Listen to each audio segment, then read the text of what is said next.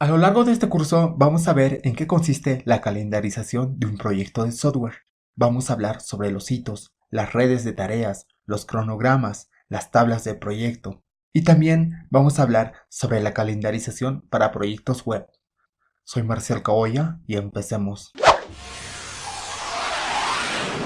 ¿Qué es la calendarización de un proyecto de software? Básicamente es crear una red de tareas que nos permita concluir el proyecto o el trabajo justo a tiempo. Las causas más frecuentes por las que siempre se retrasa un proyecto de software son las siguientes. Una fecha límite irreal establecida por alguien externo al proyecto de software. Cambios en los requisitos del cliente, pues que no han sido reflejadas en nuestro calendario, es decir, que son cambios a última hora. También tenemos los riesgos predecibles o impredecibles, también las dificultades humanas, dificultades técnicas, la falta de comunicación con el personal y también una falla de gestión del proyecto.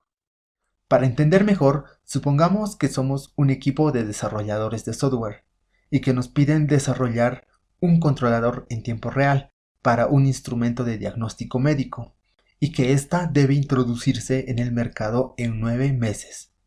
Después de realizar la estimación y el análisis de riesgo, llegamos a la conclusión de que el software requerirá 14 meses para su creación.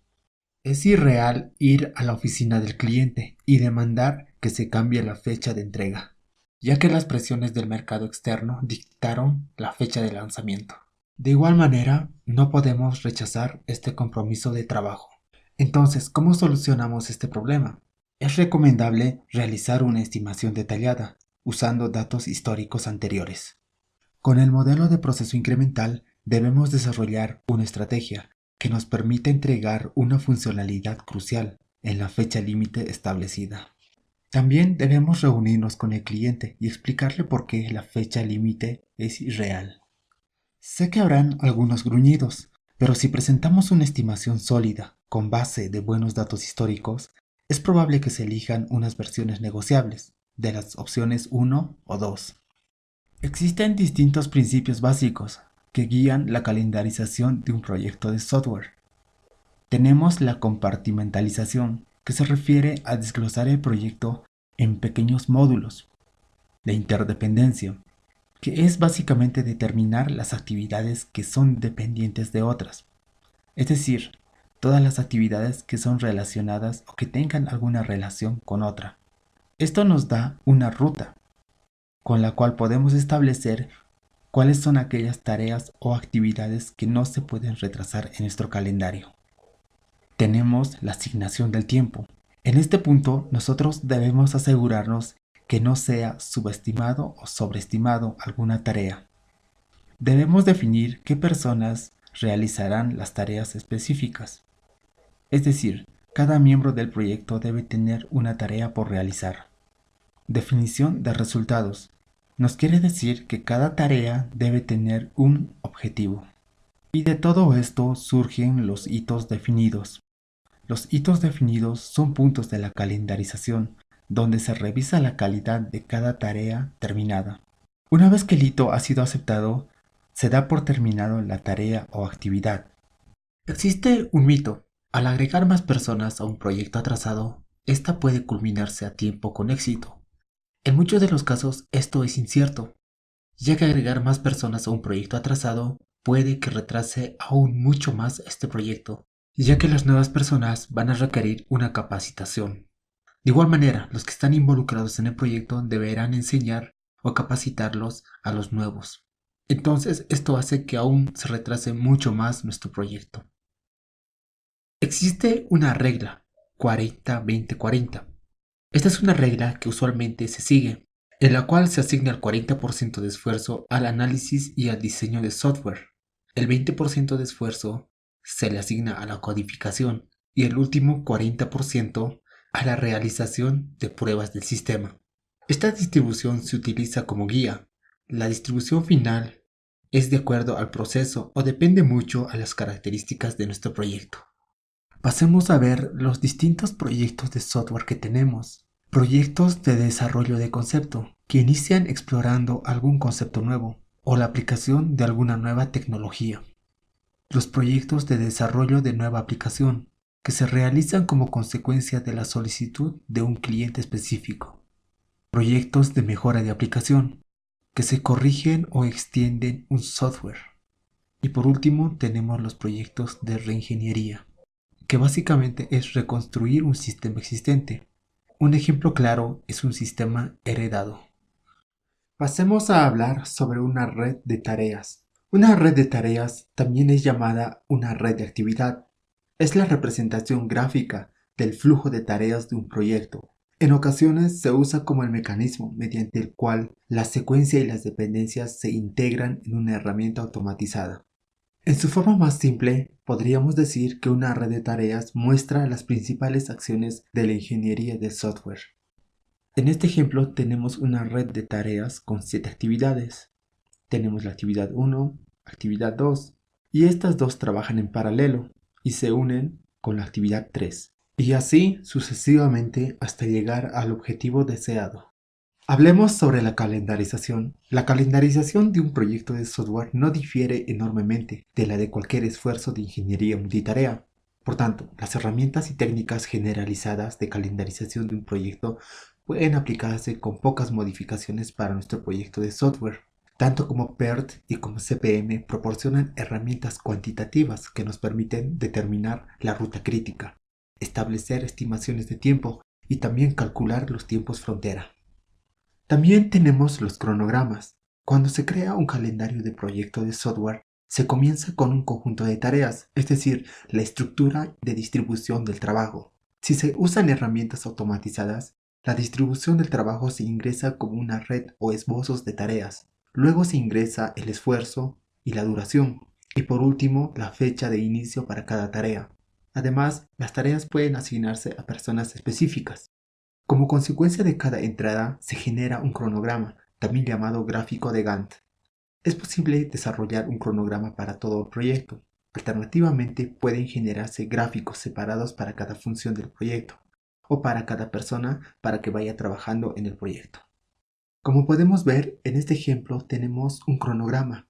Tenemos las tareas y el tiempo establecido. En las tareas se ponen todas las actividades de nuestro proyecto y el tiempo se establece como días, semanas o meses. Las líneas de color verde son el tiempo que se establece para cada tarea. Una vez terminada la tarea, se pone este punto negro, que son los hitos, y así se da por terminado esta tarea. Una vez ingresada la información necesaria para obtener nuestro cronograma, la mayoría de las herramientas de calendarización de proyectos de software producen tablas de proyecto con un listado tabular de todas las tareas del proyecto, sus fechas de inicio, sus fechas de término, las fechas planeadas y las fechas reales, y otra información relacionada. Con todo esto, llegamos a la conclusión de que las tablas de proyecto nos permiten monitorear el proceso de nuestro proyecto. Ahora veamos cómo debemos realizar un seguimiento a nuestro calendario. Si hemos desarrollado de manera adecuada nuestro calendario, esta se convierte en un mapa de caminos que define las tareas e hitos y que éstas van a ser monitoreadas y controladas conforme el proyecto avance. Tenemos algunos puntos de cómo podemos hacer nuestro seguimiento a nuestro calendario. Debemos realizar reuniones periódicas acerca del estado de nuestro proyecto, en la que cada miembro del equipo mencione o dé reportes de los avances y los problemas que han tenido. Debemos evaluar los resultados de todas las revisiones realizadas a través del proceso de ingeniería de software. También debemos determinar si los hitos formales del proyecto se lograron en la fecha prevista. Debemos comparar la fecha de inicio real con la fecha de inicio planeada. Debemos reunirnos informalmente con los profesionales para obtener su valoración subjetiva. Y por último, debemos usar el análisis de valor ganado para valorar cuantitativamente el avance de nuestro proyecto. En realidad, todas estas técnicas de seguimiento las usan los gerentes de proyecto que ya tienen bastante experiencia. El control lo emplea un gerente de proyecto de software para administrar los recursos de un proyecto, enfrentar los problemas y dirigir al personal del proyecto. Si las cosas van bien, es decir, si el proyecto avanza conforme el calendario y dentro del presupuesto, las revisiones indican que se realiza un proceso real y se alcanzan los hitos. El control es ligero pero cuando ocurren problemas debe ejercerse el control para reconciliar los elementos discordantes tan rápidos como sea posible. Después de diagnosticar un problema, pueden enfocarse en recursos adicionales sobre el área que está causando problemas. Puede también reasignar al personal o definirse en el calendario del proyecto. Aprendamos cómo se hace el seguimiento del proceso para un proyecto orientado a objetos. Aunque un modelo iterativo es el mejor marco conceptual para un proyecto orientado a objetos, el paralelismo de tareas hace difícil el seguimiento de esta. En general, los siguientes hitos importantes pueden considerarse completos cuando se satisfacen los criterios anotados. Tenemos lo siguiente: la definición y revisión de todas las clases y la jerarquía de clases, la definición y revisión de todos los atributos de la clase y de las operaciones asociadas, establecimiento y revisión de las relaciones de la clase, creación y revisión de un modelo de comportamiento, anotación de las clases reutilizables. Entonces, todo esto se engloba en el análisis orientado a objetos completo. Hablemos sobre el diseño orientado a objetos. Dentro de esta está la definición y revisión de un conjunto de subsistemas, asignación de clases a subsistemas y su revisión, establecimiento y revisión de las asignaciones de tareas, identificación de responsabilidades y colaboraciones, diseño y revisión de atributos y operaciones. Y por último, la creación y revisión del modelo de comunicación. También tenemos la programación orientada a objetos. En esta se implementa el código a partir del modelo de diseño, implementación de las clases extraídas a partir de la librería de reutilización. Y por último tenemos las pruebas orientadas a objetos, revisión de la exactitud y complejidad de todos los modelos de análisis y diseño orientado a objetos, diseño de casos de prueba, conclusión de prueba de grupo e integración de clases, conclusión de pruebas a nivel sistema. Entonces, con todo esto, nosotros ya podemos realizar un seguimiento a nuestros proyectos orientados a objetos. Pasemos a ver qué es la calendarización para proyectos web app. La calendarización para este tipo de proyectos distribuye el esfuerzo estimado a través de la línea temporal planeada para construir cada elemento de la web app. Esto se logra asignando el esfuerzo de tareas específicas. Sin embargo, es importante observar que el calendario web app global evoluciona con el tiempo. Durante la primera iteración se desarrolla un calendario macroscópico. Este tipo de calendario identifica todos los incrementos de la web app y proyecta las fechas en las que se desplegará cada una de ellas.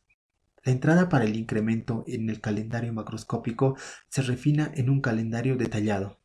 Vamos a mencionar algunos componentes en las que se basa un proyecto web.